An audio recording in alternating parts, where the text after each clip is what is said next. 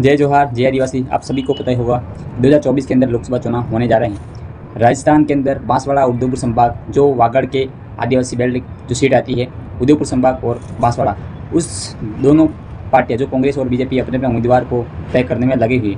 आप सभी को पता ही हुआ कि भारत आदिवासी पार्टी जो नई पार्टी बनी हुई, उनकी अब रणनीति क्या है वो आगे मैं बताऊंगा। लेकिन जो कांग्रेस और बीजेपी हैं, जो कांग्रेस के थे और वो कद्दावर नेता माने जाते कांग्रेस के, और उन्होंने मध्य प्रदेश और जो राजस्थान और गुजरात के जो सटीक इलाके में पड़ते हैं, और उन्होंने अपने आदिवासी समाज के अंदर और सभी वर्गों के अंदर अपने खास पकड़ बनाई हुई थी। और अब महेंद्र सिंह मालविया बीजेपी ज्वाइन कर ली है लोकसभा चुनाव के पहले ही। और जो बीजेपी के अंदर 50 सालों से 70 सालों से राजनीति कर रहे हैं, और वो भी अपने पार्टी के खुद स्टार माने जाते हैं, ऐसे नेता को अब टिकट नहीं मिली है। और ऐसे में कनकमल कटारा भी टिकट कट चुका है, और महेंद्र सिंह मालविया 1 महीने पहले बीजेपी ज्वाइन की और उनको टिकट मिल गई।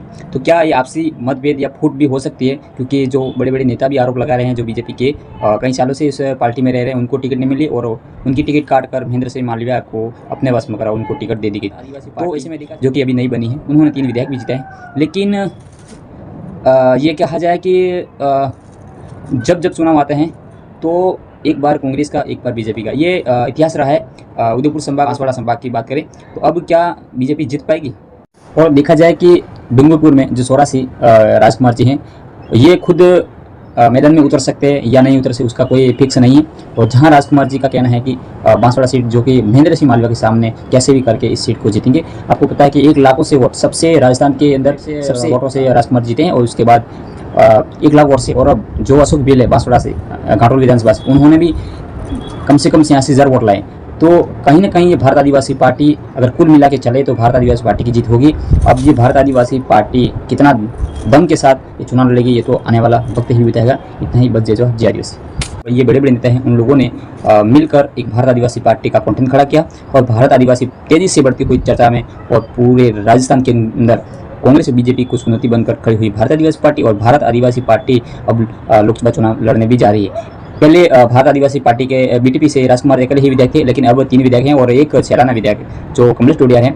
अब राजस्थान के अंदर बाप पार्टी हर जो जहाँ सीटें हैं आदिवासियों के, जहाँ आरक्षित है, हर सीटों पर उम्मीदवार उतार। लेकिन देखा जाए कि अब बांसवाड़ा उदयपुर संभाग के अंदर ये माना जा रहा है कि कांग्रेस बीजेपी को बड़ी टक्कर देकर भारत आदिवासी पार्टी जीतेगी। ये अनुमान है कि भारत आदिवासी वास्तव में जीतेगी, और उनका उलगनान ही अलग तेज है। आपको पता है कि महेंद्र सिंह मालविया अभी ही चुने हुए बीजेपी के अंदर, उनको टिकट देने पर क्या भारत आदिवासी पार्टी जीत पाएगी, या कांग्रेस जीत पाएगी, या भाजपा जीत पाएगी, ये तो आने वाला वक्त ही। और आज से 5 साल पहले जो बीटीपी, जो कि बीटीपी के नाम से रोत कांतिभाई आदिवासी मैदान में रहे, उन्होंने 2 लाख से वोट अपने वंश में किया और बड़ी ताकत के साथ उन्होंने लोकसभा चुनाव लड़ा। और अब देखा जाए कि राजकुमार रोत और कांतिभाई और ये बड़े बड़े नेता हैं, उन लोगों ने मिलकर एक भारत आदिवासी पार्टी का कंठन खड़ा किया, और भारत आदिवासी तेजी से बढ़ती हुई चर्चा में और पूरे राजस्थान के अंदर कांग्रेस और बीजेपी को चुनौती बनकर खड़ी हुई भारत आदिवासी पार्टी। और भारत आदिवासी पार्टी अब लोकसभा चुनाव लड़ने भी जा रही है। पहले भारत आदिवासी पार्टी के बीटीपी से राजकुमार अकेले ही विधायक थे, लेकिन अब 3 विधायक हैं और एक सैलाना विधायक जो कमलेश टोडिया हैं। अब राजस्थान के अंदर बाप पार्टी हर जो जहाँ सीटें हैं आदिवासियों के, जहाँ उतार। लेकिन देखा जाए कि अब बांसवाड़ा उदयपुर संभाग के अंदर ये माना जा रहा है कि कांग्रेस बीजेपी को बड़ी टक्कर देकर भारत आदिवासी पार्टी जीतेगी। ये अनुमान है कि भारत आदिवासी वास्तव में जीतेगी, और उनका उलगनान ही अलग तेज है। आपको पता है कि महेंद्र सिंह मालविया अभी ही चुने हुए बीजेपी के अंदर, उनको टिकट देने पर क्या भारत आदिवासी पार्टी जीत पाएगी, या कांग्रेस जीत पाएगी, या भाजपा जीत पाएगी, ये तो आने वाला वक्त ही बताएगा। इतना ही। जय जोहार, जय आदिवासी, जय दिल्ली प्रदेश।